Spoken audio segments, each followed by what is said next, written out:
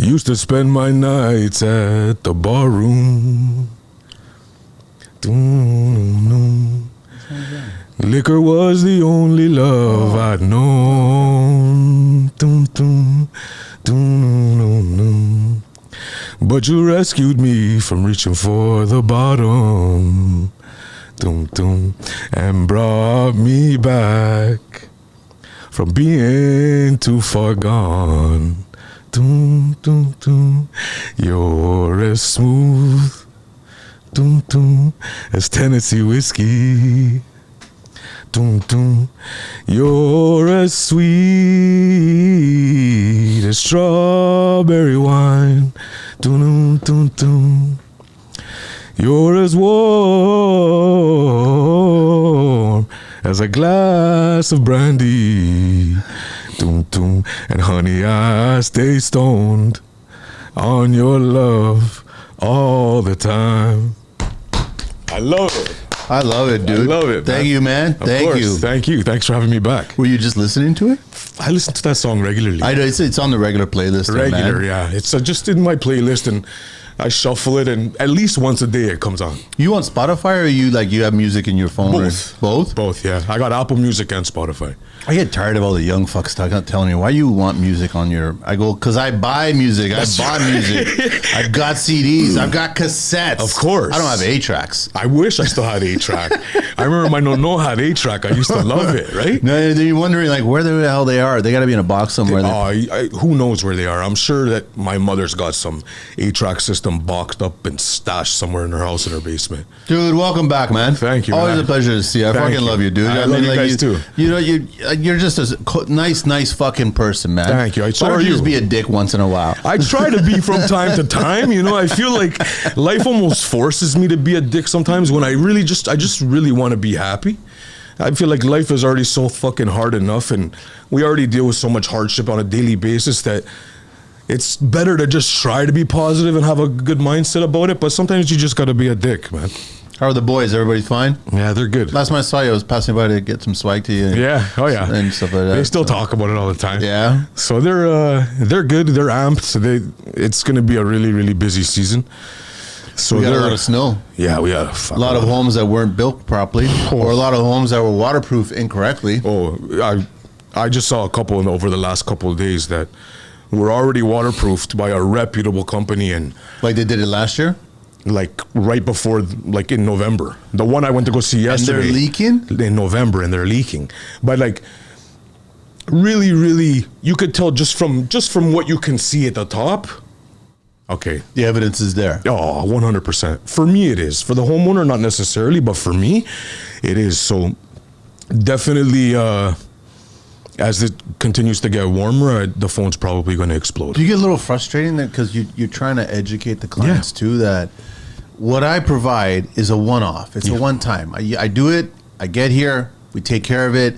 You'll never have to deal with me. One shot. If you can share who did it and we did it correctly and tell your friends, your neighbors, everybody, Facebook groups, it helps my business. It's great. But the majority of the industry is homeowners that they hire the cheap, fast, quick crap. It's always the cheapest, and it's okay. I get it. Economy is shit. Everybody wants to save money, and waterproofing is pricey. It's not a cheap scope of work, but saving money now, saving a couple thousand now, it literally costs you tens of thousands later on. And insurance don't get involved. They don't give they don't care. They will help you with finishing the interior again, but the source of the problem, they literally have nothing to do with it. So the foundation work that you need to fix it, for them to come in and redo the basement so it's better, they basically leave you out to dry. What percentage do you think of clients that actually go through a flood because of these reasons? And everyone should be really aware of this because we had a typical Canadian winter. Yes. So we've got a lot of moisture coming. Oh yeah. Simple as that. We're into March now, so it's coming, right? How many clients do you think, what percentage? Do you think over 50, under 50, when they get the insurance and they take care of everything, they fix everything, but they still don't waterproof? Oh, it might even be more than 50%, for sure. They'll still just renovate the whole basement again. The insurance covers that, but we don't care that it's going to flood again in the future. 100%. I would. That's sad. It's very sad. It's definitely over 50%. Definitely over. And, you know, because the insurance is only giving you so much money, and then you want to utilize that money to put the basement back together. And then a guy like me comes into waterproof, and if it's like a whole perimeter, you're in the $25,000 to $30,000 range. Man, back in my early days, it was like 30 to 40. Yeah. To be done properly. To be done properly, for sure. So depending on how much you had to excavate or how many things you had to move, exactly, walkways, all that kind of crap. There's a couple different factors, you know, stuff with pool equipment, and then you got to break up concrete patios, or there's so many factors that play into the cost. But you're definitely in the 25,000 and up range. So just then accept it. They see that number, and then they see insurance only giving them 30 grand. And they're like, okay, well, I don't want to fucking spend 25 out of that 30. I want to put my basement back together. And so they don't do anything to rectify the problem.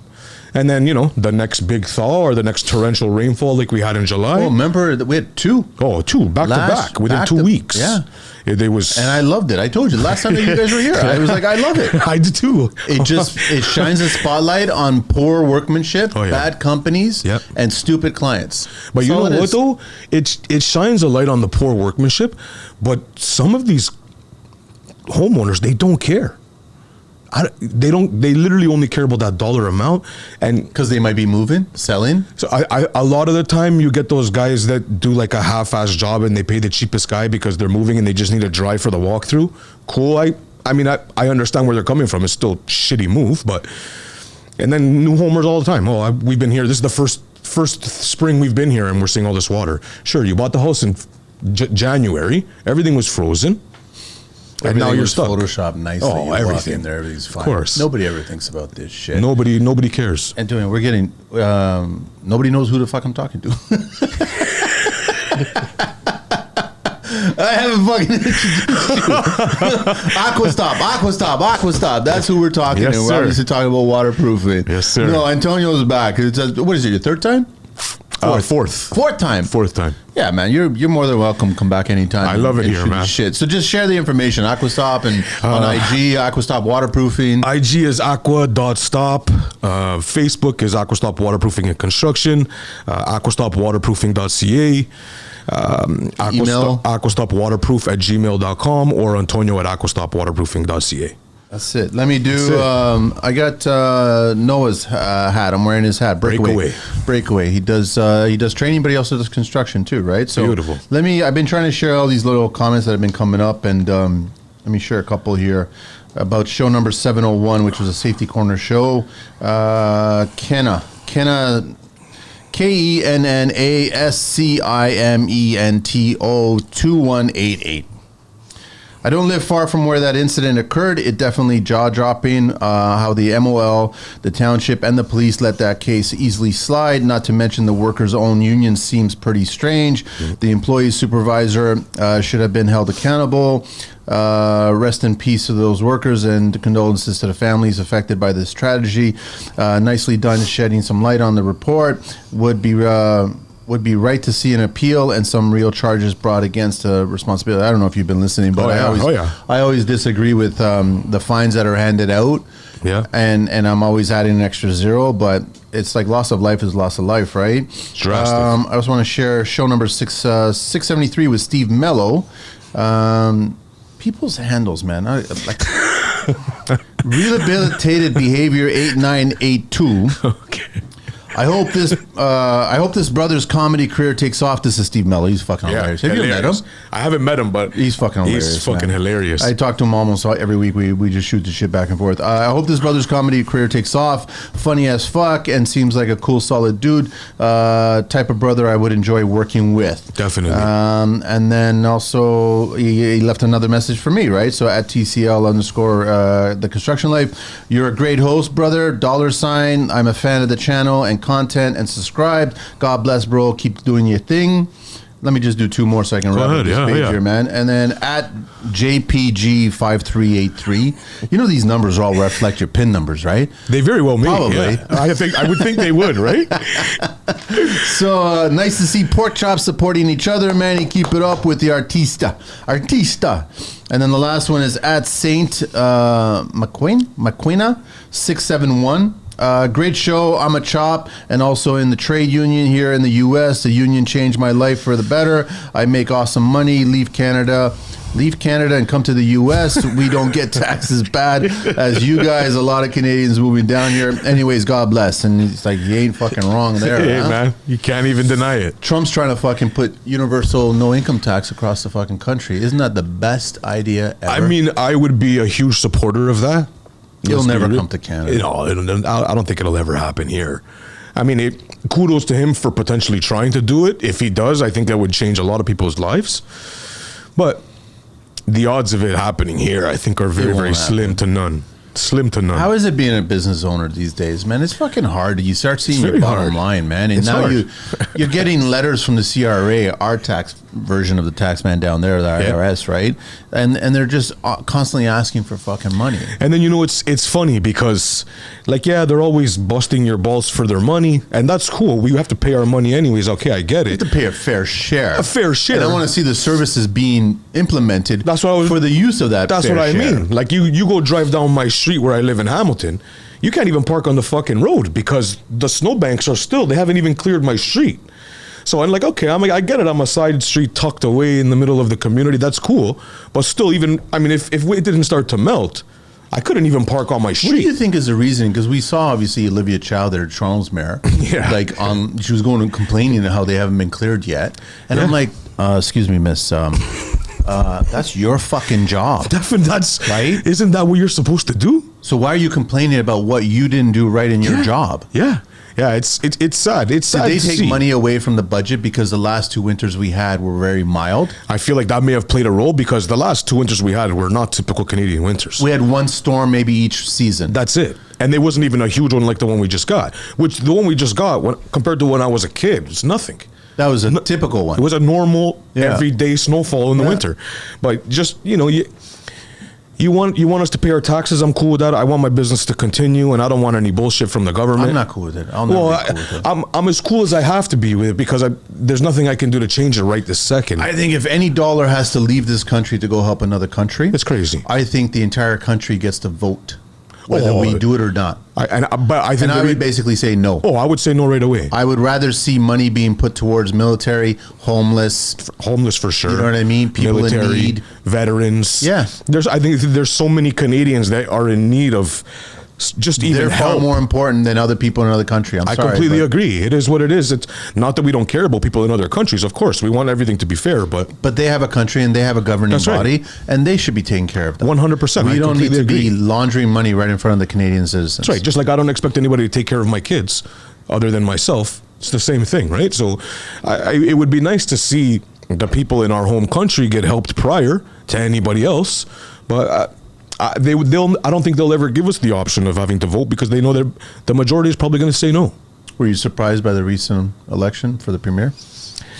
Nothing surprises me when it comes to politics anymore. It's nothing surprises me, which is, I think, very, very sad to say. I don't think anybody with half a brain, bless you, Thanks. has a lot of faith in our government, and you can't blame us. You'd be surprised. But yeah, People are but still giving the status quo a chance. yeah, but I don't feel like I don't think their brain is functioning at 100%. And I think it is, but it's individual. that's true. Yeah, definitely. Yeah. Listen, man, it's kind of like being on Let's Make a Deal. Like Very government much so. officials are going on the show, the game show, Let's Make a Deal. All you young people can look it up. And you got 3 doors there. Yeah. You got Monty. Yeah. Door number 1, door number 2, door number 3.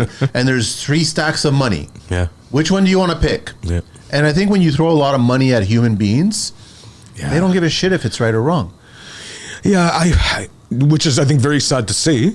But I feel like there are still some core people that, like, money's not going to move me in a direction that I don't want to go. Of course, we all need money, but I like my principle and my morals a lot more than my bank account. So, But it would make your life a lot easier for everybody, right? Your kids and it people would, around you. But the karmic repercussions for that might not supersede the amount of money and being able to take care of my kids a little bit better than I already am.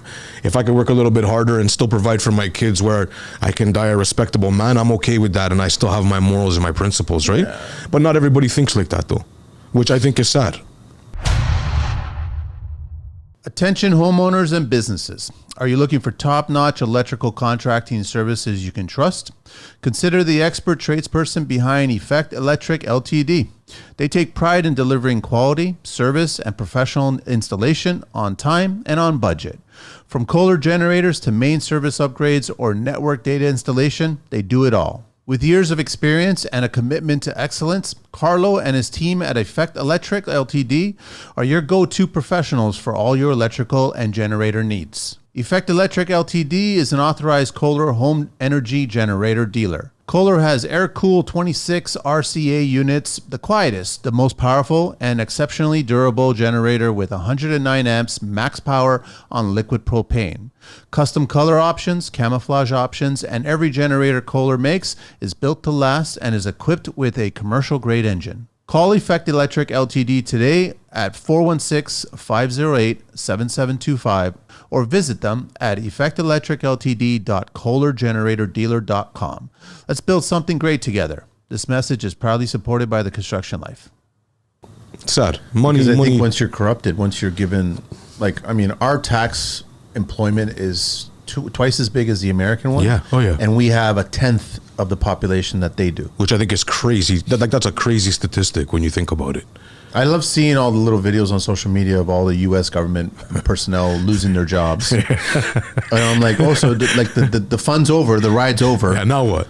Go get a real job now. Yeah. And then all they cry about is like, we're making a difference. We're really helping. We really care. No, you guys had a job where you basically didn't do fuck all. They did nothing. You didn't work and you had a paycheck. Plus you had a pension. Yeah. And a good paycheck and a good pension as well. A lot better than we're going to get. Which is really sad because you start seeing a lot of people that work in construction that are hardworking individuals. Oh, yeah. They just want to provide for their loved ones and themselves.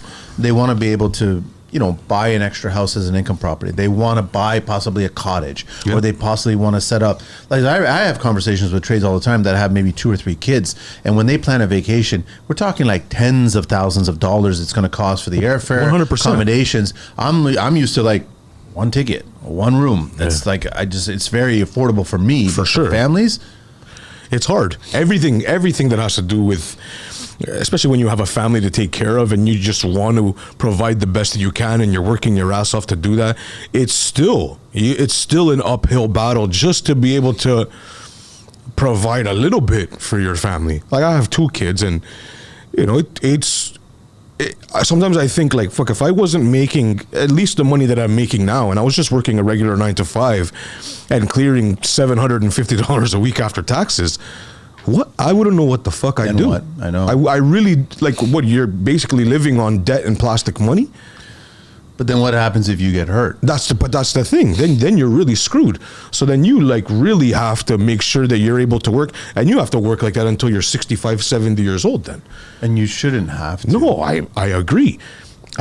Like even, taking your full pension at 65, a lot of these people can't live on a pension, especially if their house isn't paid off or they're renting. When we get to that age there, I'm telling you right now, there isn't going to be an old age security. I don't think so There isn't either. going to be a pension. I don't think so. I think if you're a contractor, a trades or whatever, the union route is good because it's kind of stable there. But that union is also possibly going to disappear with robotics coming into the mix. I think that's a very, very high, there's a high chance of that. Nobody really wants to talk about it, but I'm like, listen, there's a lot of, I kind of get sick about, I'm not a fan of SCC, Stills Trades College. Neither am I. And they started promoting quite a bit more now. And they're talking about how job placement, they keep on saying job placement within 3 months. And you spend $14,000. And it's not true. It's not true. You're not ready for job placement after 3 months of being in that training program. No way. There's no way. I don't think 3 months is long enough. And then can they really justifiably guarantee every single person that attends? No, they can't. That's what I mean. Marketing wise, they can. For sure. Marketing wise, they can. But like in retrospect, they can't. And I just don't think 3 months is enough time for you to be 3 months on site. On site is different. With an established person. That's what I mean. Who's actually training them. Yeah, oh yeah. That's far more valuable. Hands-on for sure. Like years ago I had an idea to actually do a school on site. Oh, I think that would have been an amazing idea. I was talking to Jim about it. Wow. And then it was recently, there was a framer that was on the show. I won't mention any names or whatever, but he's teaching there now. He took a position. Wow. Because he wanted to make ends meet. He was struggling in the trade, and the economy projects weren't getting started. Yep. because of the whole development bullshit. So he took a position, and then he reached out, and we got talking for a little bit. And I was like, listen, here's my opinion. And then sure enough, he goes there for the first week, and my opinion was just unfolded right in front of his eyes. Wow. And he goes, it's bad, Manny. And I was like, I know. That's what I have a problem with. That it's a nice business model. Yeah. It's fucking great. Figure out what color you want your Porsche. You know what I mean? Yeah. Because as a business model, you're gonna make pure cake, but you're literally you're stealing $14,000 or whatever it is. It's from 12 or 14. I can't remember exactly what the figure is. They've got 5 or 6 trades. They got 5 or 6. I think there's a new location now, further north now. They're turning out 300 kids per 3 months. Wow. Do the math. That's a lot. It's almost 10 million a year. That's a lot. A year. A year. So that's what I'm saying. Pick your color. You can even get the matching stitching in the seats. Get the upgrades. You know what I'm talking about, For right? sure, Ceramic. You know, like you For sure. Pick your upgrades and shit like that. But that's not taking care of the industry. And then these kids are blinded. They actually believe that they're going to be site ready in 3 months. And I'm like, you're not fucking site ready. So he was there, and then he reached out. We got talking. He goes, man, why don't you just start it? Like, let's start a school. I was going to do it, and I explained the whole idea. Jim and I talked about it over beers and shit. And we were shooting the shit. And oh no, actually it wasn't beer. He was some Ukrainian grappa, like a thing. Oh, I was like, dude, man, can't go wrong. Can't go wrong with that. You can't go wrong with that. But good ideas were flowing. For sure. Right? Good ideas were flowing. Alcohol and good ideas are always amazing in the same bed. And all of a sudden we just ultimately got to the lawyers. Yeah. We got into what if a kid gets hurt and all this other shit, and what if you got to almost vet these kids and figure out which ones are not going to be. Maybe you don't belong in construction. Oh, for and sure. there is that question to be asked. Of course. Not everybody is designed to be in construction on the job site. No way. But you can be associated with construction in a different aspect. For sure. There's different avenues in construction that they can take. But to actually physically be on site and get shit done, you have to be a certain type of person to do it. Yeah, you do it for your business. Like when you're looking for a new body to be working for you, it's not just a matter of sitting down and going, all right, what can you I don't even do that. I just bring them to site. Yeah, you want to see how they are. For sure, 100%. I'd say go over there and dig that. That's basically it. That wheelbarrow, fill it and push it. Run it into the trailer. I'll never do like an interview like this. It doesn't make any sense. I can't. It just, for me, for what we do, it doesn't make any sense. But they're still also, they're using the guise of labor shortage. I'm like, there's no such fucking thing as labor shortage. I don't think there is a labor shortage. I really don't. I don't think there is a labor shortage. There's a lot of people that want to work, and there's a lot of people that are willing to work. I don't know why they keep pushing that labor shortage agenda. I really, really don't. I don't. And there's a lot of work out there. It's not because there's government funding that's associated with achieving those labor. I don't like seeing posts that saying this will solve, this will contribute, this will assist with labor shortage. I think it's a lie. I'm like, it's kind of like I'm driving my car and then someone starts changing my tire that's never flat. Yeah. Why are you doing that? Why? Stay the fuck away. My car's perfectly fine. 100%. The industry is fine. What we need is more support of the people to educate the next generation. And we all say this all the time. You're always learning every single day. Every single day. So even a person who's been in the business 10 years can teach someone who's just getting in for the first year. 100%. 100%. I sent another letter to Pierre. Oh, did you? Wanting to sit down. And what did he say? I haven't heard. He hasn't replied, eh? I think that would be an epic conversation. He hasn't. I don't even want to get him on the show. Just for yourself. I think it's just, I want to present to him. I want to talk to him about the mentorship program. I want to talk about how I want to get all the older tradespeople before they get out, or if they get out, to get them to be compensated to educate a bunch of younger tradespeople. I think I would have no problem with my tax dollars going to something like that. I think that's needed. I think it's very needed, and those people aren't going to be around for much longer. So, get that knowledge out. You need it because if you see some of the younger guys now on sites today, without having somebody like that to guide them, and infrastructure might take a huge hit in the next 20 years because that knowledge was just never taught to anybody, and then it's all gone. I had a guy recently on the show, young guy. Wasn't a fan of him. 24, and I asked him a question about how long are you going to stay in this industry, and he was already planning to get the fuck out before he was 40. Oh, really? And I just asked him, like, what are you going to do? And he goes, I don't know, some entrepreneur stuff or something like that.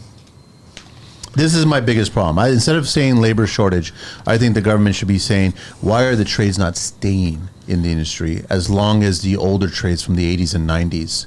Because those guys are all 60s now, right? Yeah. Some of them are still doing what they're still doing it. For They're sure. still running around, going to the job site, supervising, For sure. educating when they. Jim does that all the time. He loves doing that shit. And he's 70.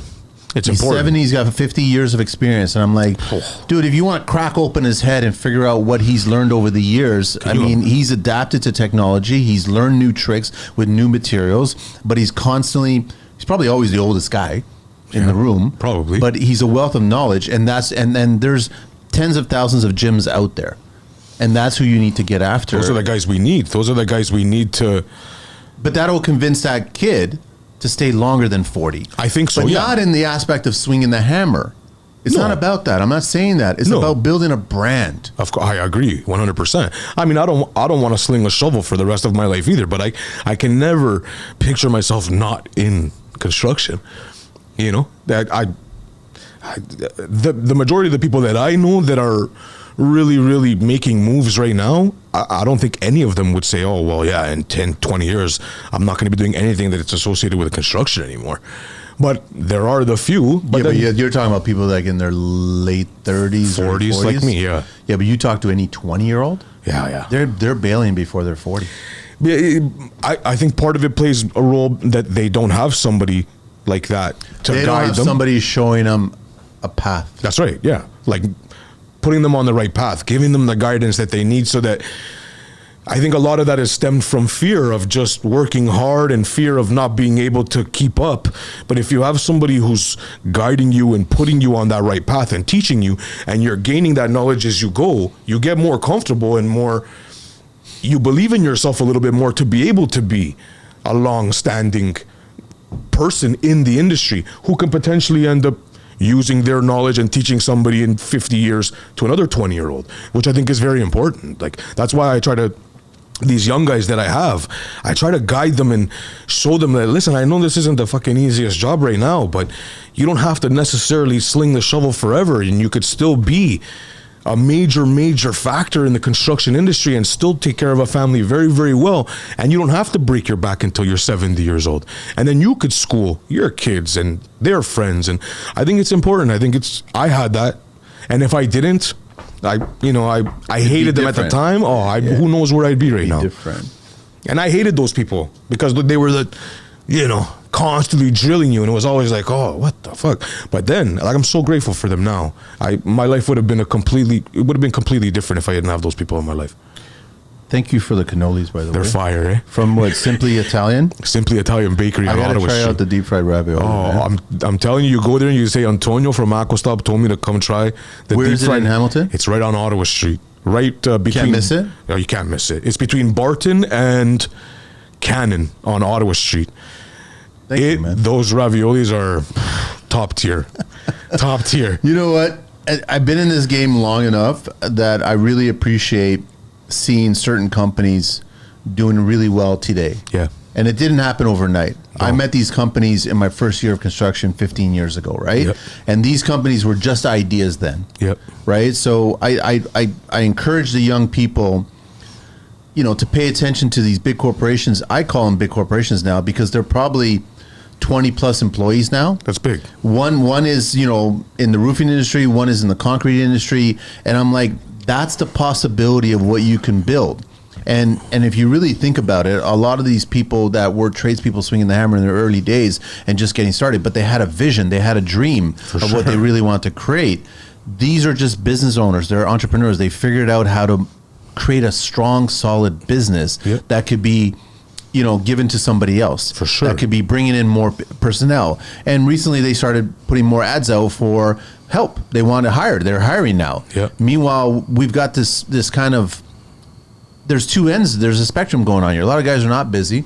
A lot of guys are extremely busy. Yes. So when I see there's two ends here going on, I'm like, you know what? It's just the mindset of the individual. 100%. The work is there. Go fucking chase it. 100%. But I think the young trades don't want to ask the questions of these businesses. And I'm like, these businesses, they want to be asked these questions because they want to share this knowledge. Of course. Of course. So find out how they grew. You know, the good guys want to see everybody win. If somebody can come and ask me a question and my answer can potentially switch their mind to veer them in a position where they can potentially become successful utilizing something that I've said to them, I think that's an incredible feeling. But I know a lot of guys that are fully capable and are really, really skilled, but they don't have the drive or the mental fortitude to make it work. But they're fully capable of doing it. But I think mindset is everything. In their head, they're like, I'm out of here before I'm 40. Could be that, or they just don't have faith in themselves, or they're not, you know, you have to be okay with failing once in a while. You have to be okay with a little bit of struggle and push to get through that door. Nobody's going to fucking just open it for you. Sometimes you got to kick that thing down. You still got to do it yourself. That's what I mean. I'm not saying go to these people to get them to give you all the answers. No, but just for some motivation. Yeah. For just sure. to spark your conversation, sparks ideas so you can go back and go, you know what, this is when I first met these individuals and they started telling me what they wanted to build, I saw it. Yeah. I saw today. Yeah. I literally saw when they explained it to me. I saw it. And I'm like, if you continue down this path and you continue growing this way and you start focusing on how these are the kinds of clients you want to get. Yep. Build the future you dream of with Generation Construction. Your home is where life happens, where your style shines, and where your future begins. Whether it's your first home, a space for growing family, or a place all your own, you need a builder who understands your vision and brings it to life. At Generation Construction, they ensure your home is everything you've imagined. Greg, the visionary behind Generation Construction, knows that today's homeowners, they want more than just walls. They want a space that reflects who they are. At Generation Construction, they don't just build houses, they craft homes that are uniquely yours. With a reputation for excellence, trust, and a commitment to working with the best, Generation Construction offers a seamless, stress-free experience that ensures your home stands strong for years to come. Contact Generation Construction today at 705-961-5562 in the Muskoka area and 647-381-0361 in the Greater Toronto area, or visit them at www.generationconstructionltd.com. For inquiries, email Greg at greg@generationconstructionltd.com. Let's build your dream project together. This message is proudly supported by the Construction Life. But it brings me up to my next point. It's hard economic times right now, and clients will always choose the cheapest price. And then when a lot of people have been reaching out to me asking me, who would you recommend, right? Yep. And there's always whoever pops in my head first, whoever's been through the show or people that I know. For sure. And I'm like, here, just reach out to this person. But then they'll follow it by saying, but they're too expensive. And I'm like, listen, you're not talking to the right person then. That's right. Right? Because I will never recommend somebody that is going to do a shit job that's going to fail anytime soon. That's right. I'm always going to recommend somebody that has quality, loyalty, and they'll commit to what they're going to do. And yes, they're going to be more expensive than the average person out there. 100%. You want to buy a car, you can either buy a fucking Honda or you can buy a Ferrari. Still going to do the same thing. Yeah. But, you know, the quality supersedes your budget sometimes. But I hear it all the time, and I hear so many people like, oh, you know, Antonio, I really, really liked what you. What percentage do they want you to drop your price? Oh, like a lot? Did they realize it's your profit? I think they may realize it's my profit. I just think they don't give a shit about my profit. They care more about their pocket, which, in retrospect, I can understand. I think in regards to referrals, I would say less than 10% ever try to haggle me down a referral. But like these people that are coming through like my Google page or my website or my Instagram, I would say a little over 50% will haggle me on my price, and then I don't budge, and they either go and read my Google reviews or I give them a few references and they say, okay, cool, we want you to come in and do it. Or they don't, and then 25% of that 50% will call me 6 months down the road and say, fuck, Antonio, I should have just went with you. Can you please come and get this situated for me? Because it's falling apart? Oh, just leaking instantly. I've had people where I've gone to price a job, they didn't go with me. Right after the rains, boom, they call me and say, you know what, Antonio, yeah, we went with so-and-so. Can you please come and take a look because it's leaking? And then I got to even price you a little bit more now because I got to rip all that shit off. It costs more. It costs you way more. I got to rip it all off and start from scratch. So that's why you saved a couple thousand now. And we're only talking about a couple thousand, right? Like, you know, at $50 a linear foot less than I'm coming in at 20 feet, that's $1,000. So you saved $1,000. Now I'm still charging you my 200 a linear foot, but I'm also charging you labor and disposal for everything that I got to rip off. And now you're paying more. You're $3,000 in the whole. Why do you think? Is it just the price, or is it because that other company presented themselves as if they're just as good as you? You know what? I think it may be a little bit of both. It's very easy in my industry to make it seem like you know what you're doing. And a lot of the work is hidden, right? A lot of the work, once you backfill, you don't see that shit except for the top. And you won't know if it's a good job until it rains. Until it's too late. So I feel like it's a little bit of both. I think price for sure with the economic times now is probably a huge factor. And again, I can relate to that. Sure, economy isn't the greatest and money's hard to make, but you know, it's easy. Like, I don't go with brochures and shit. I don't do any of that. But it's easy for these companies to come in. Like, I've seen like 10-page brochures of the steps and pictures and guys in the hole with really clean shirts. And so they may be. Really? Oh, I see. Oh, yeah. The guy just showed me a pamphlet at his house. Yeah, so do I. I know, so like, even if I were to walk into a hole, I'm going to get some shit on me. Dude, I literally, just the other day, this guy showed me a brochure at his kitchen table, and he's like, okay, do you do this process? So they have pictures of, like, cleaning the wall, hydraulic cement, aqua block, fiberglass mesh, yellow jacket, and the guy applying the yellow jacket, pristine shirt, pristine. And I'm like, it doesn't even look like he's really doing that. That's impossible. And you know, he's like, listen, these guys are like $30 a linear foot less than you.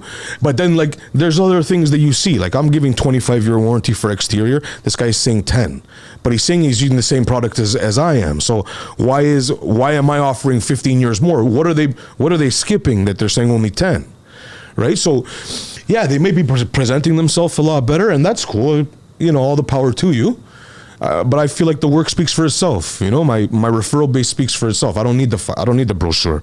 I don't need, you know, go look at my Instagram. You'll see all these 4 or 5 pictures that you're seeing in the brochure. I got 600 of each of those on my Instagram. Do you ever tell the clients when they say, listen, we'd like to go with you, we can't go with you, you're too expensive, we're going to go with the other person? I say, good luck. Call me if it leaks. You actually say that? 100%. I've said it to 1,000 people. Call me if it leaks. Call me if it leaks. You'll still go back? You're not bitter about them hiring the wrong person? You know what? I'm not bitter because I think that comes with the territory. It comes with the game. You're not going to get them all. But I think when I relay that message to them, like, okay, good luck to you. I hope it works out. Call me if it leaks. When it does leak, they're like, fuck, I got to call this guy now.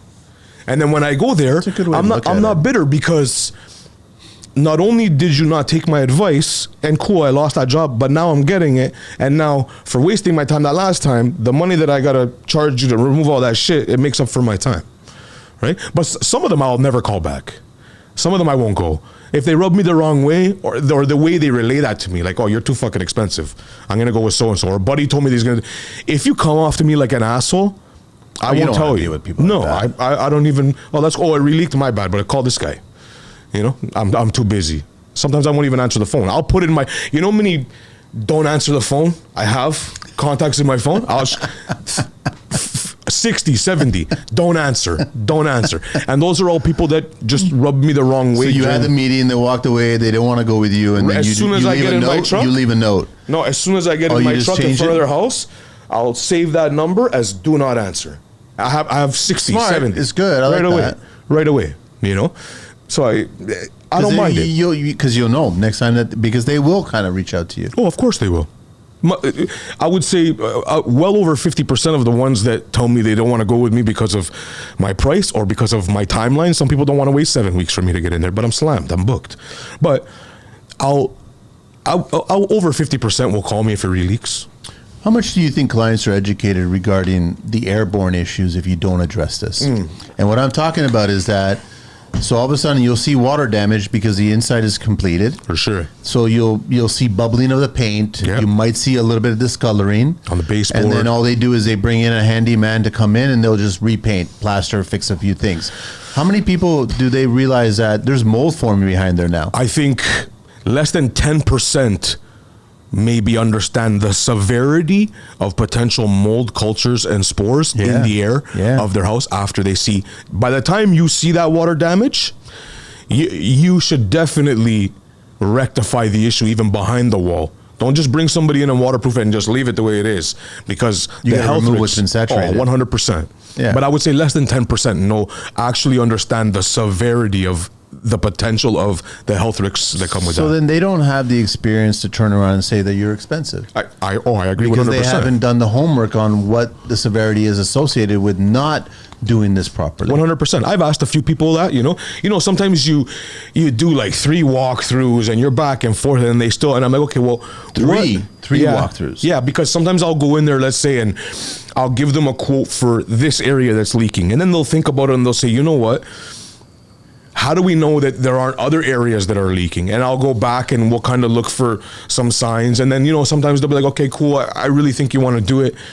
We want to go with you. And I'll go for like the final walkthrough where after they've demoed the basement so I can really, really assess the rest of the basement. And then they'll still tell me, I think you're a little bit too pricey. And I'll say, okay, but what is it that made you feel like I'm too pricey?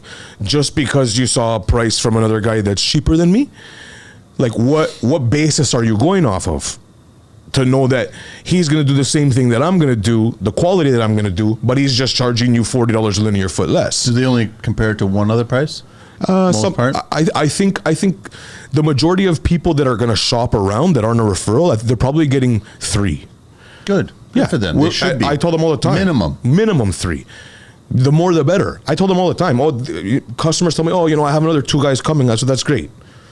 Listen to what they have to say. If you have any questions about my scope or even about their scope, call me and we'll discuss it. But I urge them to do that. If it's not a referral. If it's a referral, they're obviously coming to me for a reason. But if it's not a referral, I urge them, do your homework, do your due diligence, call fucking 5 people, 6 people.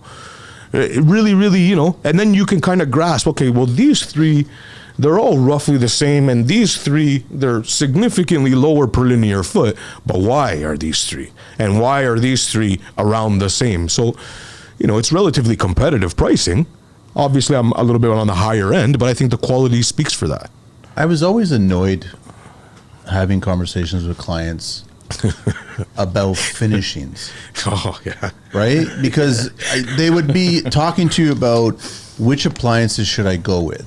And if they already presented me their options on what they're considering, 3 of them, and if they're in the same ballpark, I'm like, at that point, each one of those units are going to do exactly what you're looking for and is literally just an aesthetic and function that you prefer at that point. 100%. But then I was always fascinated by having conversations about waterproofing or about behind the scenes, about weather stripping this and membraning all the windows. I was membraning windows before people were membraning windows, For right? sure. So it's like you started doing the research, and I was more fascinated about that because you can't change that shit later on. To change that shit later on is major. To change your fucking appliance, very minimal, is a phone call and a transfer of money. Yes. That's all it is. Literally. Right? So it's like, but that's what that's the conversations that the clients want to have with the designers in there. Look at the knobs here. Look at the opening of here. Look at, the ice dispenser here. Look at all I'm going, that doesn't fucking do anything for me at all. No. If you're looking at a sub, Fisher, and all the same kind of ballpark, it's a personal preference at that point. That's right. If I want to save your house from ever leaking, this is what needs to be done. That's right. Yeah. And you want to hire, I used to always tell people, you never haggle over spray foam. You never haggle over waterproofing. That's right. You never haggle over a framer. No, never. You know what I mean? Like you just like, you get your quotes. Yep. And the thing is, if you're getting 3, 4, maybe 5, they should all be within 5 or 10 points. 100%. Now you're hiring off of personality and character. Well, 100%. And okay, being personable and being likable definitely helps sell their job. And okay, cool, everybody wants to work with somebody that has made them feel comfortable or given them some peace of mind with the issue that they're going to tackle. But all of that stuff you mentioned, waterproofing, insulation, spray foam, framing, that's all stuff that, like you said, can't be fucking changed after. And that's all stuff that you're never going to see. But that's the most important shit. Who gives a shit about the knobs on your washing machine? Do you want your basement to leak? Do you want your walls to bow? Do you want your roof to continue to stand? Like, these are all very, very important things, but because they don't see these things at the end, it's almost like they completely disregard it as important. And I think that's a lack of knowledge as well. A lack of knowledge, a lack of questions. And like you said, competitive pricing. The reputable guys are anywhere between 5 and 10 to 15 points off of each other. And that should speak volumes when you're getting 6 quotes and these guys are 40 points lower. I know. It should speak volumes. It's not what's wrong with the guys who have the right price. No. It's what's wrong with the guys who have the wrong price. Exactly. Like there has to be a reason why they feel like they're going to be able to waterproof your home for significantly less, unless they're starving for work, they're new, they're trying to get a referral base. I could understand that, because back in the day when I first started, I was probably doing jobs for, if I was really slow, I'll go $30 less a linear foot than I know I'm worth, because I wanted that referral. But you were doing base. that job in that neighborhood, hoping that neighbors would look at it. For sure. And then all of a sudden you would charge the correct price on the other jobs. And then I would make up for whatever I've lost. It was a marketing strategy. That's all it was, right? But some of the prices I hear per linear foot are honestly drastic. And it's like, how? He's either going to make $0 or he's going to cut corners. Yeah. Those are the only two options on the table. And odds are he's not losing. He's not making $0. He's going to make a little bit. That's right. Simple as that. 100%. I once said we had that snow. We had a lot of snow. Same with the Northeast. Yeah. New York, New lot Jersey. They got a lot of snow too. Yep. It's like everybody becomes the professor of ice damming now. Of course. Let's start having conversations about ice damming. I go, no, let's start having conversations about clients who chose roofers, who installed inferior products and then vetoed putting the ice and water shield membrane on the first 6 feet because your house doesn't start at the eavesdrop. No. It starts at the wall. That's right. So your first row is basically 1/3 of your roof line now. So you need a second row. For sure. And then all these professors of ice damming started coming out on social media going, well, this is the reason why you're seeing water come into your house now. Oh, yeah. It's because you hired a cheap roofer who didn't use a membrane. Because when you have severe weather, if you build right, the house will withstand it. Of course. Simple as that. Of course. Whether it's the foundation or the roof or the windows, if you build it correctly using the right products, severe weather is when you have the ultimate test. Of course. Consider Expert Plumbing and Drains. When it comes to plumbing, you need someone who's not just skilled, but truly cares about the job they do. Someone like Aaron Bolin and his team at Expert Plumbing and Drains. Aaron has been in the trade for years, and he's built his reputation on one thing: commitment.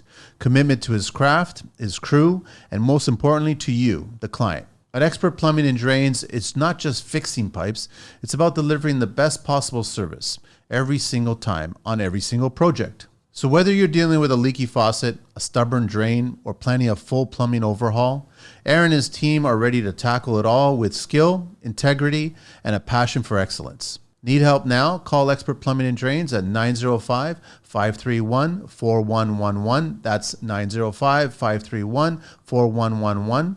Or visit them at www.expertplumbinganddrains.com and on social media at Expert Plumbing and Drains Canada. Experience the difference of working with a team that's dedicated to getting the job done right. Because at Expert Plumbing and Drains, your satisfaction is their top priority. You can also email Aaron directly at aaron@expertplumbinganddrains.com. Expert Plumbing and Drains, where expertise meets care. This message is proudly supported by the Construction Life. I just made a post about that the other day. Like, it's not the grading around your house that caused the water in your foundation. It's not the amount of snow that we got that your house in Canada should be able to maintain and work against. It's the fact that you either brought somebody in to waterproof your foundation who did a shit job, or your foundation isn't waterproofed. Because if I come in and waterproof it, next year if we get 6 fucking feet of snow, your basement's still dry. And it's warranted in writing that it's going to be. So, like, feel good that your neighbor's going to leak. Yeah. And they'll blame you. Yes. But that's not what happened. That's right. You protected your dwelling. 100%. And they haven't protected theirs. Yeah. You paid $20,000 this year, but then next year when your neighbor has $70,000 worth of damage in his basement because he didn't want to spend the 20 when you did, now you're up 70. And you have peace of mind. Yeah, but they don't think that way. They don't. They think about, are we going to keep this house? Are we going to move out? Are we going to stay here? Too. I get it. Right? I think people, if they were, it's almost like fucking Tinder construction, eh? Yeah, swipe. Yeah. Yeah, they just swipe. They just leave. It's all based on what you see. It's got problems, we're leaving. Yeah. Instead of fix the problems. You'd be surprised how many clients, after seeing a price, they say, oh, you know what, we're probably not going to go with it. We're just going to try to deal with it because we're planning to move in 2-3 years. And if that's the route you want to go, okay, Yeah, but does it not help the sale of the house if you tell them, listen, we recently waterproofed this whole 100%. dwelling. It's 100% bone. We've already gone through 2 winters. Yeah. We've not had a single issue whatsoever. That's exactly a selling feature for selling your fucking house. That's one of the only reasons why I make my warranty transferable, because after 10 years, you want to sell your home. The first thing somebody's going to look at with my mindset when I'm buying a home is the roof good? Is the foundation good? Right? So if they come and say, listen, we had an issue 10 years ago, it's been waterproofed and now it's been dry for 10 years, and you get the remaining 15 years of that guy's warranty, I promise you I'm going to buy that house first. Yeah. So they don't want that headache. You want that peace of mind. You don't want to fucking buy a house and the first time it rains or the first time the snow melts, you have a shop vac downstairs ready and you're dreading walking down that last few steps to see if it's dry. So I can't even imagine new subdivisions. Oh, what are they? Are they just putting drainage board on? Some of them are doing like the minimal damp proofing, where they're literally just throwing that brown Delta board on, weeping tiles fucking like a roller coaster, this much gravel on top of the weeper, no top straps. Are they not spraying anything? Are they not? Some guys will go in with that brown primer shit, builder grade stuff. Yeah. And not like the good E-Pro. Like there's good spray on ones that really, really do a good job. Like, but they're doing like that builder grade minimal bullshit. And you get 3-year warranty on it. By the time you fucking realize it's leaking, it's no longer under warranty. It's not, tight form holes for port foundations wide open. It's sad to see. You'd be surprised how many houses that are less than 10 years old that were already going in. Inspection wise, if there's a hole and you can see through it, these guys are either taking fucking boostas before they do the walkthrough, putting it in their pocket and then leaving, or boostas. When you go to a wedding and you give them the boosta, it is. So they're taking that boosta bribe before they walk in, or they work specifically with this guy and they make their money and they're just the envelope is like a blinder. 100%. I didn't see that. Pass, of course, There's so many different reasons why it could be happening, but sometimes it's like, how did you miss that? There's hundreds of homes to look at. It could be that there's so too. few inspectors. I feel like that plays a role too. And I think there's an exchange of money going on between the builder. Of course there is. There has to be. That's it. Because look at this. I go back to, it's like the whole human nature thing. You got an inspector shows up on a site. On his docket, he probably has, 50 homes he's got to look at today. Sure. And if I just saw 10. Yeah. All of a sudden, I only got 40 homes. And then I go to the next one and I go, hey, now I just 30. got 20. That's it. Keep on going, right? For sure. Hey, look, it's not even lunch and I finished my day. And he's fucking 2,000 up. You know what I mean? It's a good day. That's 10,000 a week plus your pay. With early days, 5 days a week. Tax free. Boostas are tax free, right? Cash speaks, right? But it's sad. It's part of the industry, but it's sad part of the industry, man. Because homeowners again aren't very knowledgeable about what they should be looking for, and they spend their hard-earned money, and it takes them years to even just save up that down payment, and it's a sad part of our industry. It puts a really bad taste in people's mouths about our industry, which is very, very sad. For an honest guy trying to make it in this industry, it's very sad. I should probably reach out, see if I can do like ride-along inspections. I think wouldn't that be fucking funny? I think that would be so fucking amazing. I think you would be the perfect person for it. I'd be like, how are you passing that? Like, I can see right inside the foundation. You would crush dreams out there. I would like, hang on, I got to photograph this. No, this is too good. We got to make a video here. I need you to stand. Bring the builder over here. You got to be inside here, man. You're the star. Look at this hole right here. You're gonna backfill. You're waiting like it's backfilling right now. Oh man, I think that it would be amazing. Sub-zero window. That's what it's, subterranean window, right? Unreal, man. I think you'd be the perfect person for that. I don't think I'd probably be threatened. For sure. They try to push you out as fucking fast as possible, man. But there should be ride-along, right? Ride-along inspections. I agree 100%. I agree. For homeowners, you'd be a blessing. For the hacks out there, you'd be a nightmare. You think they would want to know? What I don't see, what I don't hear. Yeah, out of sight, out of mind. The house is okay for the first 5 years. It's not our problem. Yeah, you're probably right. We're told not to renovate our basement for the first maybe year or two. Yeah, why?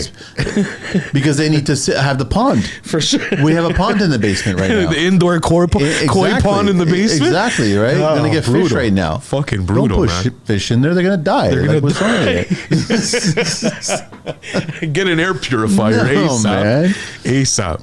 But it's all money because you got to think 100 houses, whatever. And if you can save $1,000 off every house, that's a lot of money for the builder. That's a lot of money, man. That's a lot of money. That's a lot of their bottom line, man. And it's a headache that the clients will deal with. And unfortunately, the market will just pass that headache on to the next homeowner. For sure. They'll literally just keep passing it on and on and on and on until somebody... Why don't we just build houses that just last a long time? Because it affects their bottom line, I think. It affects their bottom line, and ultimately, these products are not lasting as long as they're. Yeah, for two reasons. They're not installed correctly because the person installing it is not informed enough to install it. I agree. They need to be asking questions on how it should be done. Yep. Maybe they need to go to a seminar. Maybe they need to shadow somebody who's done it before. For sure. And then maybe the other side is that the product fucking sucks. There's a lot of products in every division of construction that comes into the market because someone will buy that product. Of course. People did buy Hyundai ponies. You know what I'm saying? Yeah. It wasn't a fucking nice car, man. No. But they bought it. They improved on it. For sure. They never brought it back. It was only that 2 or 3 generations. No, not even. Not even. It was just one generation. Yeah. Just like people bought Flex Seal in a fucking can. And thought they can, you know what I mean? So... They still sell that shit. They still do, but I don't think it's as... They approached me to endorse it. Get real. Yeah. Did they really? A few years back, they approached me and I was like, guys, I can't, man. Are you crazy? I'll do it as a joke. Like, I'll be entertained by this. Spoof, yeah. But I can't legitimately say... This will fucking do everything, man. It's crazy to think. Like, no, but it does. It does. It's really good. You saw the guy on the boat in the infomercial? Come on. He put the screen door on the bottom of the boat. They'd be like, can you imagine, man, he's fucking endorsing Flex Seal. Like, he's totally fucking sold out right now. Oh, what's next week? Ryobi? You got a booster for sure. Ryobi next week. That's what's going on. you took a booster for sure. For sure. And then you catch me at China Tire and all of a sudden I'm like, look at this Mastercraft carbide blade. It will cut through everything. Everything and anything. Everything. That burning's normal. Don't worry about that. It's okay. Don't worry about it. And that screeching that's probably at 185, whatever. No, that's real. That's normal. Don't worry. Brutal, man. Brutal. I mean, I think in my line of work, though, there's materials that I use now that I learned on 20 years ago that I know are tried and true. The company's reputable. Like AquaBlock, Pereira of AquaStop, the yellow jacket. Henry. Yeah. Yeah. Henry's a good company. Very, How long very have they been around? A century? Long. It must be a long time. Yeah, a long time. You know, like there's certain hydraulics that are better than others. What do you got? There we go. Look at that. Which one is it? Because this is their whole catalog. Pereira of AquaStop. What color is it?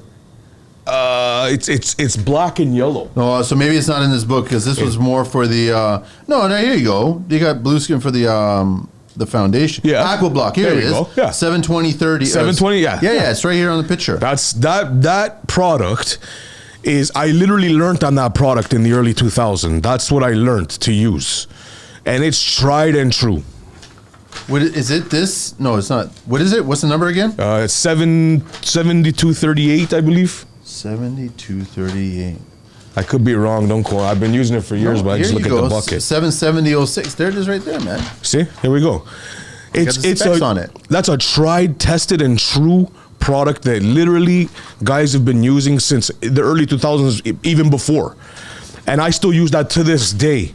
Because it's never failed, It's never fucking failed. They've done the research. The only time it's failed is, like you said, it's not applied properly.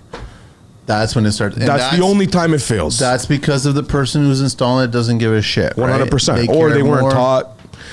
But ultimately, they just don't give a shit. I had a good laugh this morning. I was talking to a GC, and he got busy, and he couldn't be on site. And he left the marks of where the flooring should start, like the straight line, because it's an open concept. Okay. And so he left everything there, and then he just said to the guys, listen, just extend the mark there, right? So he extended the mark, but he put the mark on the sliding door. No. Not on the frame. So someone at some point opened up the sliding door. It changed the mark position. Oh no! And so then the flooring was 2.5 inches off. Oh no! And I was like, that's kind of funny. It sucks, but it's kind of funny that you put the mark on a moving section of a door. Crazy. So anyone can move it, all of a sudden you think it's up. But then that's just blinders. But that's just a lack of common sense. You should be thinking, well, hang on a sec. Why is this? This doesn't look straight. I'm looking at this. Something's going on. Like even as you start to install it, like, wait a minute. Something's a little off here. It sucked because the floor had to be ripped up. For sure. And he's got to cover that, right?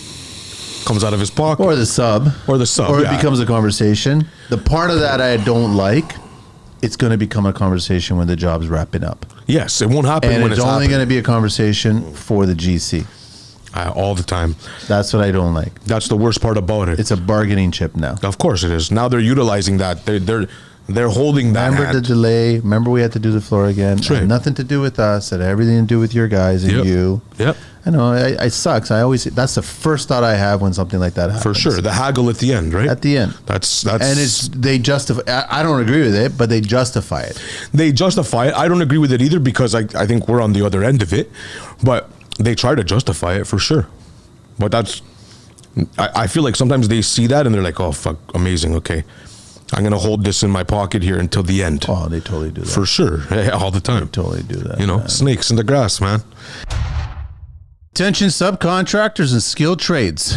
Are you looking for your next big opportunity? 2x2 Construction is expanding and is on the hunt to grow our top-tier network of professionals. Whether you're a carpenter, plumber, or roofer, etc., if you can deliver top-quality craftsmanship, offer competitive pricing, and your communication is where we shine, we want to hear from you. At 2x2 Construction, we value strong partnerships. From multiplexes to garden suites, we're all about building better together, and we want you to be a part of it. Reach out today at info@2x2construction.ca or connect with us on Instagram at 2x2construction. Join the 2x2 Construction team where great work meets great people. This message is proudly supported by the Construction Life. Snakes in the grass. It's just funny you brought that up, and I'm like, I've got the actual. It's amazing. No, I like Henry a lot, man. I mean, I like their products. Great products, man. They got great products for your house, right? Great to products. make your house last a long time. Yes, longevity. Like that's what their quality and longevity. That's what I know they're not pretty products. They're not. It's fucking membranes, and it's got like certain technology in it to let it wick water or whatever it is. Yeah, but it's very functional. It's pretty for me. Oh, function! I'll take functionality over aesthetics when it comes to longevity and structural stability of my home every day, every single day. But again, a lot of people don't have our mindset. They're just either lack of knowledge or just lack of care, and they just like the pretty aesthetics and shit like that, and then they're not thinking like we're thinking. As much as like everybody's talking about ice damming, and it's always a hot topic. Whatever is going on in the industry, of course. What nobody's been talking about lately in a little while? Flipping. Yeah. Nobody's fucking talking flipping now. I ain't seen the flippers out there going, this is how I made my money. You know what I mean? All that shit. Yeah. And I'm like, because you can't make money flipping these days. It's very, very difficult. I don't even know if you'll be able to make money flipping 5 years from now. I don't know what this landscape's going to look like. It seems like there's been a huge decline in it, or people that are endorsing it definitely in the last 5 years. Because you used to see it all the time. All the time. All the fucking time. TV shows, guys on Instagram flossing with it. Who's that guy on the boat? The Asian guy. Tom Vu? No, Vu? Oh. With all the chicks? Is it Vu? I can't remember his name. I know who you're talking about. I don't know his name. Fuck, I can't remember his name. But you don't see any of that shit. No, there's definitely a lack of it. You see a version of it now. You know what the version of it is now? Is influencing kind of influencers, like of course ambassadors, like of course listen to me, right? Yeah. I had one reach out to me recently, and he was like introducing himself. Every time I get a message that doesn't start with my name, and now this shit's gonna change because someone's gonna fucking listen, right? If it doesn't start with my name, spelled with 2 N's in it, that's right, then I know for a fact you don't know who the fuck I am. Definitely. And obviously, then the second sentence is always about what I produce and my content. Of course. But it's never specific, it's generic. Very. So I'm like, okay, so you don't pay attention to what I'm doing, right? And then all of a sudden, I already know they're trying to sell me something. Okay. And then they're like, how's your business going? And I'm like, it's good. And all of a sudden, they'll follow up the next message. And I go, listen, I don't care what you're selling. I'm not buying. I'm not interested. And then it's fucking crickets after that. For sure. Of course.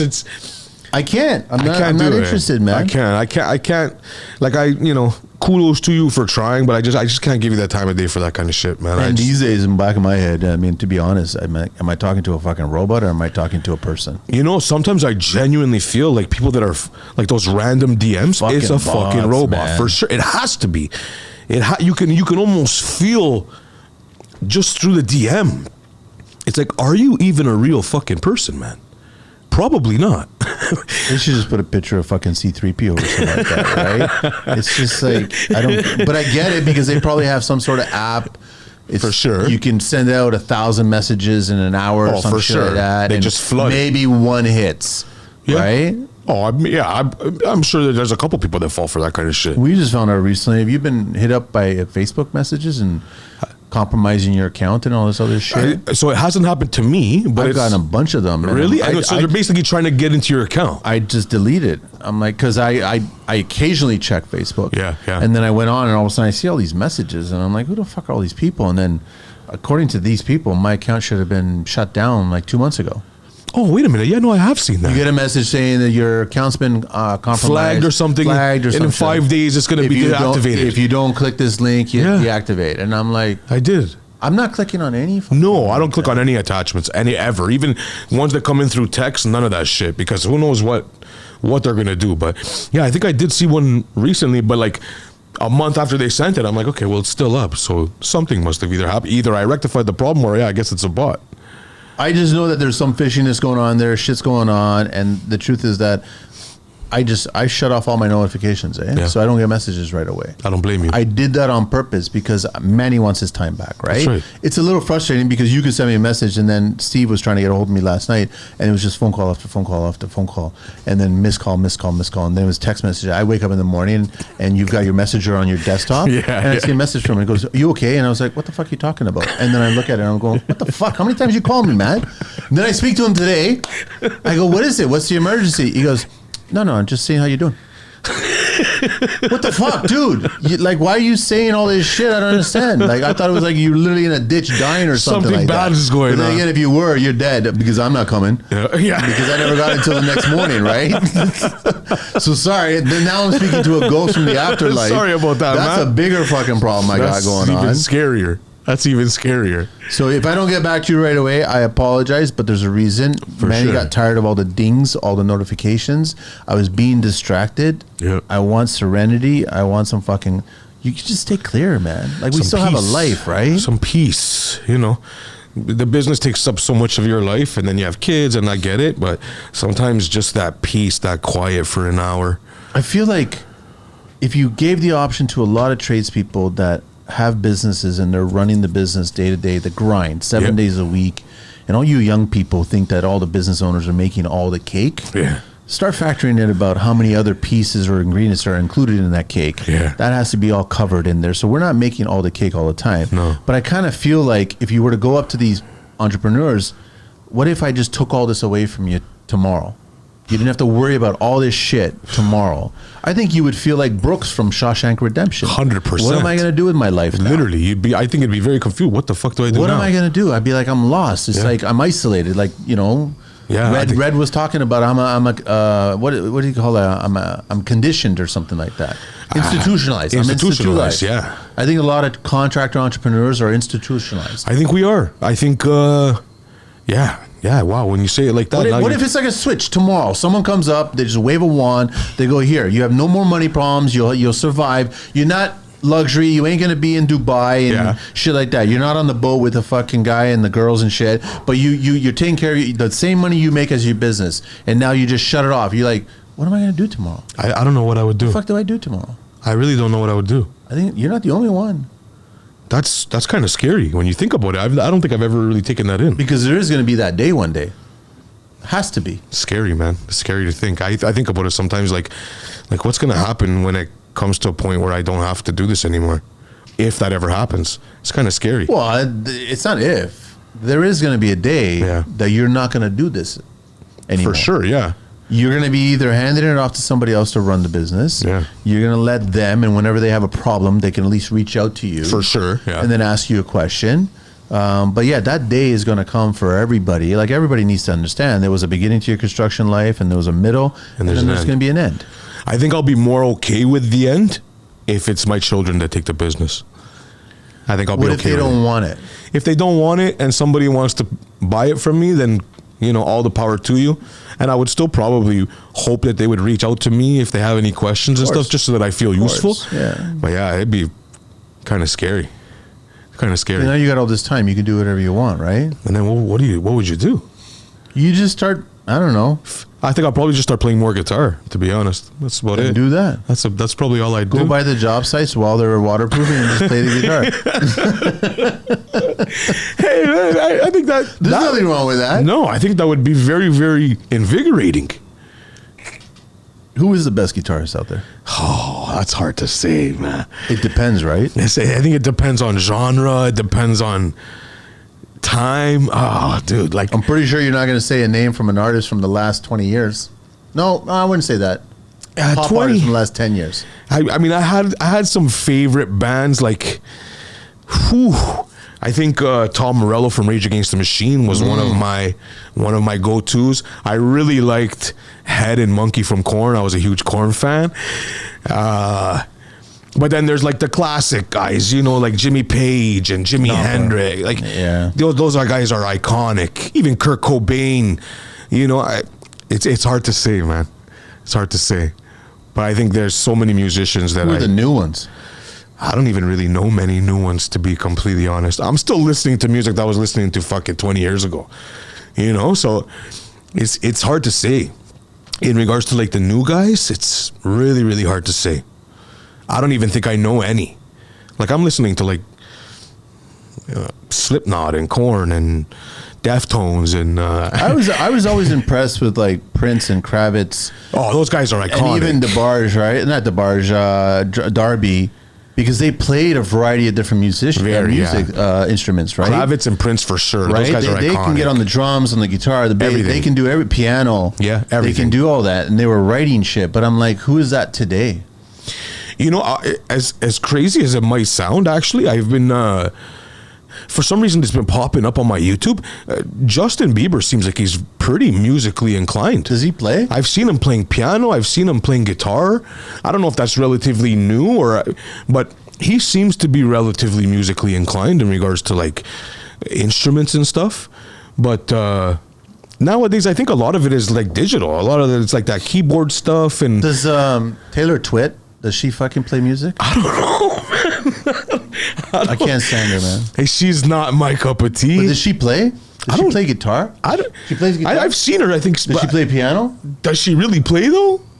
Does she really fucking play? Like, How does she have even 3 concerts in one city? Even the Bengals fucking played. Those guys play. You know what I mean? Like they played. Yes. Bananarama. They fucking played. Like, so I'm just wondering, Taylor Swift, does she fucking play? I don't know, but it's still shocking to me that, like, how the fuck does she have 3 concerts back to back to back in our city? It just proves to me how stupid people. How many stupid people are on this planet? Very, very lacking in the brain category. It's distraction. Yeah, of course it is. Everybody wants to be distraction. Of course. You got this young generation talking about, yeah, you guys just would smoke and read the newspaper and watch TV. I go, and what are you doing with that device right now? The same shit. You're like, there's so many memes going on right now. It's like finally getting up from the toilet and my legs are all fucking stiff, because they've been sitting there for 40 minutes on the phone. 10 minutes, they were done 10 minutes in. My oldest son all the time. I'm like, dude, get off the toilet, man. It's just get off the toilet and go for a walk. Yeah. Whenever I go for a walk, I never bring my phone. Oh, I mean, is it a good move? Maybe not, because what if something happens and I need to make an emergency, whatever. But it's a risk I'm willing to take. I don't want to be distracted. Yeah, I don't. That's why I did the notification. When I go up to my trailer, sometimes I'll shut my phone off. If I'm with my kids, I shut my phone off completely. Because now you can be in the moment. Literally, and you seize the day, and you really take in every moment. Like that phone but nobody does that. They all have to capture the moment. Yeah, and then they don't look back on the photo. Yeah, but they just post it. Yeah, and then they think that's the same thing as living in the moment. Yeah. And I'm like, you need some help, because that's not. It's crazy. You should be just accepting the moment. And if you missed it because your device, you appreciated the sunset. The other day, like last week, we were on site just to get the snow on the Meta Barn project, right? Yeah. So Bob and I just showed up there, and I was like looking at I think sun's rising about 6:30 or something like that. Wasn't sure if it was going to be overcast or we don't know, because up there it's like it changes on a daily basis, hit or miss, right? So all of a sudden we get there and they're like, "What the fuck's the sun?" So all of a sudden I'm like, "Is there sun coming or what's the story?" I'm like, I'm looking up, going, "There's no cloud. Where's the sun?" Then we start trying to picture the path, and then sure enough, around 7:11, started just cresting right over, and it was like this huge glow spotlight coming in. He had the drone going up there. I was enjoying the moment. Yeah. Attention aspiring tradespeople and entrepreneurs. Looking to break into the skilled trades or start your own home service business? Meet Trade Links Consulting, your go-to partner for success. At Trade Links Consulting, they're passionate about helping you find the right trade, build your business, and mentor the next generation. Whether you're exploring your options or ready to take the plunge, they offer tailored career consulting and startup guidance to get you on the right track. Visit them at www.tradelinkconsulting.ca today and book your personalized strategy session. Your future in the skilled trade starts here. This message is proudly supported by the Construction Life. I was just at the Korn concert in September, and like I hadn't been to a concert in maybe 10, 15 years, and I'm watching them on stage. And then I'm watching them on stage, but I'm looking at everybody's got their phone. Yeah. They're looking at their phone. They're not looking at the stage. And I'm like, this shit's really changed from when I was 20 years old. Like, this is at least put a video of a lighter on your phone screen. Something, please. you know? Put something. But yeah, no, it was kind of crazy. I'm looking at my brother too, and I don't think he took it in, but like all you just see is phones up. And everybody's looking at their phone. Nobody's looking on stage. Think Freddie Mercury, Live Aid, if it happened today, what that would look like by the crowd. It would just be all phones documenting everything. 100%. Not being in the fucking moment. Yeah, not really appreciating what's really happening in front of you and taking it in. And yeah, I almost feel like you're stealing enjoyment out of it from yourself like that. Having the moment will stay in your head a lot longer than having the documented. 100%. You'll share it to your fans. For sure. Fuck them. I don't care. Take a couple pictures, but just mentally connect with that. And then the other thing that they do that I can't stand is that you try to have a conversation with somebody, and then they'll be like, yeah, I captured that. I shot a video. Oh, yeah, I did that, right? Of course. And then they start scrolling through. Looking for it for 10 minutes. Looking for it, right? And I'm like, okay, it's close here. It's coming. And I'm like, why don't you just fucking talk about what you experienced in that moment instead of trying to figure out. You're not in a courtroom here trying to get me evidence or something like that. That's right. Just tell me what you experienced, like the sun was coming up and I feel like a description would be a lot more vivid than you looking at a video on my phone. That's what I'm saying. It would be 100%. Like you're really picturing it now and really. But that applies to construction too. The same thing. Of course. You got to document certain things too. It could be whether it's documented for proof for inspections or for the homeowners, clients, shit like that. But do it. But also don't ignore the moment of like, listen, I've got skills. This is my skill set. 100%. This is my job site. This is my business. This is my brand. Yeah. Don't ever forget what you built. 100%. Oh, I think that's very important. Remember where you started. Right? Remember where you started and how it started. Yeah. How's it going? Yeah. Oh, yeah. Where's it going to go? I think about it all the time. I just sit in my shop sometimes. I think, fuck, man.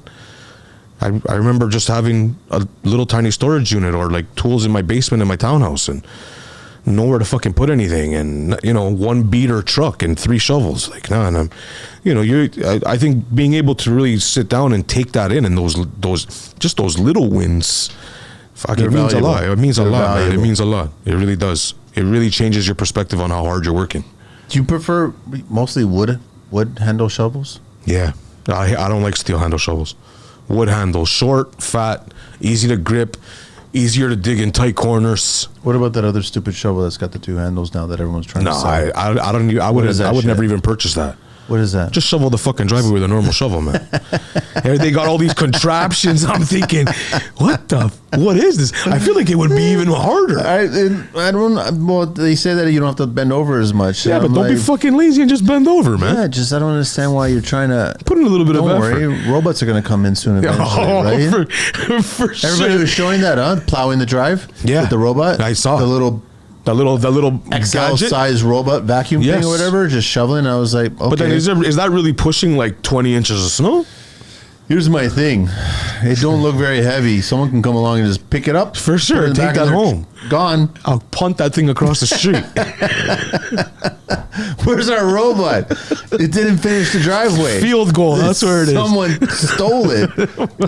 It's clearing some other driveway right now. Technology these Horrible, days, man. Horrible. What else? We got to wrap it up soon. What else you want to chat about, man? Thanks. I'm gonna have some more of those, man. Man. Gifts are always welcome on the show. Oh, for sure. Hey, you can't go wrong with Nutella infused cannolis, man. No. But I just think it's going to be a good year. I think it's going to be a good year for the guys that are still playing hard. Hyped. The guys are ready. Yeah, we're amped. I'm amped. We got a lot going on. We got a lot booked in. The snow kind of put a damper on when we were going to start. I was hoping to already start for exterior. It's melting. It's melting now. I don't think there's any signs of any more snow coming. I don't think it's going to. And now they're saying next week it's supposed to be like +8, +9. So good. So this is really going to melt. Bring that shit on. Like, let's go. I want it to heat up quick. But yeah, we're amped. We're amped. I got some special things in my pocket that I'm going to try to get done this year. Just, some levels that I want to tier to. And it's going to happen 100%. And I'm excited about it. You hiring anybody? No, you're still hiring. Well, I got the 4, but I kind of want to branch off Alex and Sean to start running their own crews. Good. Like, they've already been doing that, but I want them to be like 100%. You've got this guy, you've got this guy, and then I'm going to take another one. So I'm actually... probably Monday or Tuesday, I'm going to go look at potentially buying 2 more trucks, just some used trucks, one for Alex, one for Sean, and they have their licenses, right? Oh yeah, full G's. They're ready to go. Not many 20-year-olds have their license. No, I have 4 20-year-olds that I'll put those 20-year-olds against any 20-year-olds you guys know in the GTA. Let's put some money on it, put them to work. These guys will blow guys out of the water, man. You'll probably be arrested for gambling, inciting, I don't know, physical labor towards youth or something like that, right? But they're ready to go. So I think it's going to, 3 crews running simultaneously. That's going to be busy. Yeah. Oh, yeah. I'm Good ready. for you, man. I'm ready, man. Thank you. I appreciate it. I worked hard for it. Haters still out there? Bullshit? Every fucking day. Really? Yeah, every day. I get haters. What, they got nothing else to do? Yeah, they got nothing else to do, or they just nobody wants to just genuinely. A lot of people just genuinely don't want to see people win. I want to see everybody win. I don't hate on anybody. You're right. You're 100% right. But yeah, I get. You still got the hate. I still feel the malokyo coming fucking from. I try to stay divinely protected, but yeah, But there's also guys that praise every day that I have like really great conversations with every day about what they're doing, about what I'm doing, and. I'm trying to, motivate. There's guys like you and guys that I watch on Instagram every day that motivate me every day, and I'm hoping that I'm trying to veer into potentially motivating some people this year to, make your fucking dreams happen. Yeah, I'm hoping. You could easily start a school, man. With the amount of people that I've had on this show, I can be like, here, you want a course in waterproofing? For sure. This is where you're going to go. For sure. I would Show love up to. ready to fucking learn and work. Ready to work and learn. That's all I need you to do. I guarantee you, after the first day, you'll be exhausted and you'll want to quit. Guaranteed. But that's when you actually are going to want to stay on it, man. That's right. You come back the second day, you'll feel good about it. Guaranteed. Yeah, hey, you never know. That might be something down the future. There's plenty of opportunity. Anybody who's like, listen, just get rid of all the people that are trying to fucking help this industry. If they're being paid by the government, I don't want them in the industry. I agree. I think they're the first that need to go. Yeah. The first that need to go. I didn't do these new questions. I'm going to ask you these questions. Well, majority of them, more than half are. I'm down. A person you would trade places with for a day.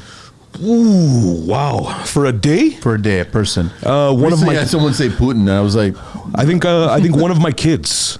Oh, yeah? Yeah, just so that I could potentially see the difference and maybe I can instill something in them for that day that will help them get through the future. I think one of my kids... I'm not asking that question. You can't, plant something in there. It's not like Back to the Future. Well, one of my kids, just like maybe my youngest, my 4-year-old. Listen, buy some Bitcoin. Yeah, do something good with yourself. Oh, man. Yeah. Okay, no, I like that. Yeah. Guilty pleasure. Ooh, smoking. Smoking? Yeah. Not vaping? I don't vape. But do people realize vaping is fucking dangerous? It's worse. It's way worse than cigarettes. It has to be. It's fucking raspberry, blueberry chemicals. I started following a page, Canadian Cigar Club or something like that. I think I've seen them on Insta. Yeah, I've been sharing some of it. I was like, you know what? This is in line with me. That's it, yeah. I've been sharing shit that's in line with me, and I don't care. I think you always have, though. Yeah. I've been more vocal about it. But smoking, all right, cool. What brand do you smoke? Blue Rothmans. I still miss to this day the smell of smoke because it reminds me of my dad. Yeah, it reminds me of my all the men in my family. It wasn't healthy, but it reminds me of my dad. Of course. What is your least favorite tool? My least favorite tool? Wow. I would probably have to say the pick. I use it too much. I'm getting bored of it now. I'm getting too old to swing the pick. I loved it. It back in the day. Those handles break. Yeah, they're not built the same anymore either. I'm scared to swing that fucking thing. What are they building it with? That plasticky shit. Like the composite? Yeah, it's horrible.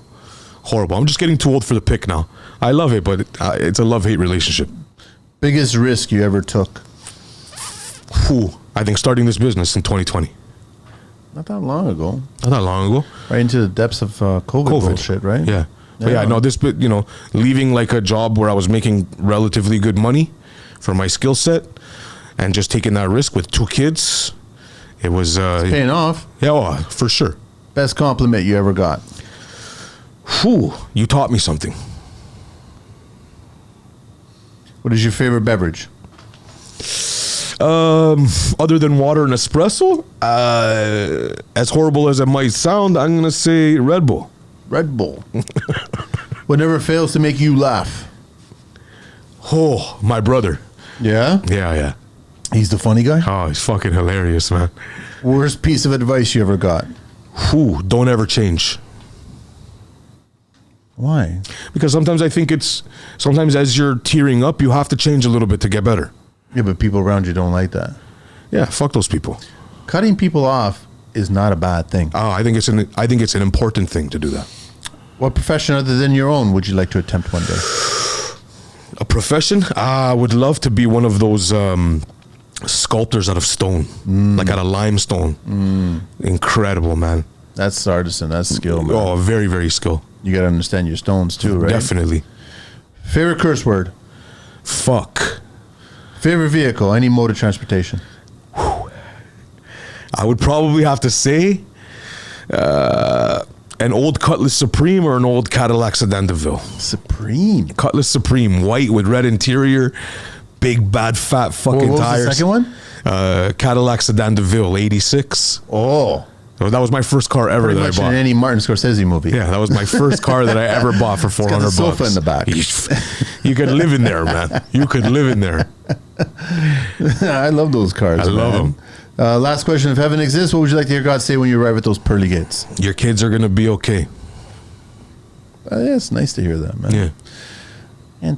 And appreciate it so, man. I appreciate you more. Thank you, man. Sure. It's always a pleasure to have you back. Definitely, man. I love coming Taking here. some time off. I know on the weekend you're busy. It's okay, yeah. Keep doing this shit. I'll pass by site again. Yeah. Say hello to the boys. We're up and at it. We'll be outside in a couple of weeks, and we're steady. It's nice. It's March. I'm ready to go right now. Which means that it gets warmer. I'm ready to go right now. I woke up and there was sun this morning. This is incredible. Summer's gonna be here, and then summer's gonna be gone. We're ready. I'm ready to go. I'm ready for it all.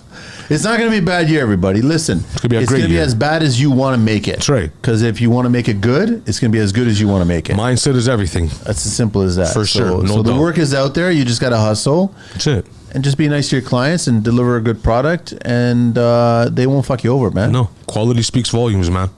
That's it, bro. We're out of here, man. Thanks.